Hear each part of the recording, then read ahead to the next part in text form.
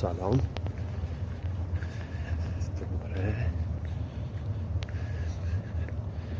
یه 4 ماه نتونستم بدوم به خاطر که مصدوم شدم. بعدش هم که 2 ماه طول کشید. بعدش دوره جنگ شد چی شد نتونستیم دیگه. وزنم رفته بالا. دوباره میخوام شروع کنم به همون ترتیب بریم جلو ببینیم چی میشه. پیست بریم جلوتر ببینیم چی میشه.